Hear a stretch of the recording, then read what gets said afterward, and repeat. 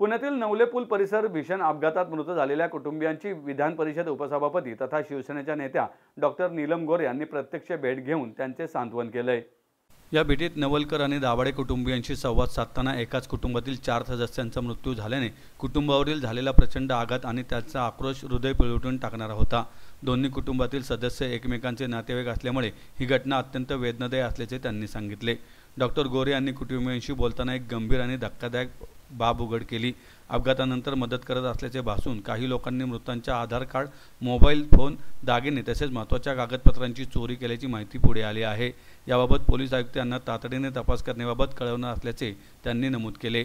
नवले ब्रिजच्या जवळच्या अपघातामध्ये दगावलेल्या कुटुंबामधले सदस्य नवलकर आणि दाभाडे कुटुंबातल्या सदस्यांची भेट घेतली।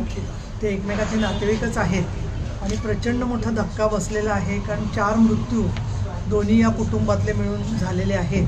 त्याचबरोबर आम्ही इकडच्या सर्कल ऑफिसरनाही बरोबर बोलावलं होतं, जेणेकरून यांनी दिलेल्या नुकसान भरपाई किंवा अन्य प्रकारचं पुनर्वसन या सगळ्या बाबतीतली वस्तुस्थितीमध्ये एक गोष्ट फार अस्वस्थ करणारी निदर्शनास आलेली आहे, ते म्हणजे अपघात झाल्यावर अनेकांनी काचा एकत्र करतो असं दाखवून प्रत्यक्षात आधार कार्ड, त्याचबरोबर त्यांचे मोबाईल फोन्स आणि इतर कागदपत्र पळवलेली आहेत। ही खूप गंभीर घटना आहे आणि मी स्वतः SP यांच्याकडे, CP यांच्याकडे ही विषय देणार आहे। मी यापूर्वीच माननीय नितीन गडकरी, देवेंद्र फडणवीस, एकनाथ शिंदे, अजित पवार या सगळ्यांना निवेदन दिलेलं आहे आणि त्याच्यामध्ये जवळजवळ 8-10 सूचना केलेल्या आहेत की ताबडतोब तो उतार जो आहे त्या उताराच्यामध्ये बदल होण्याबरोबरच पर्यायी वाहतूक असली पाहिजे। त्याचबरोबर न्यूट्रलवरती गाडी जे चालवतात कात्रज बोगद्यापासून, त्या संदर्भात ड्रायव्हर्सना जाणीव झाली पाहिजे। त्याचबरोबर रमलर्स आणि इतर काही मार्गामध्ये उपाय काढून फार वेगाने ती वाहनं उतारावर जाणार नाहीत हे पाहिलं गेलं पाहिजे।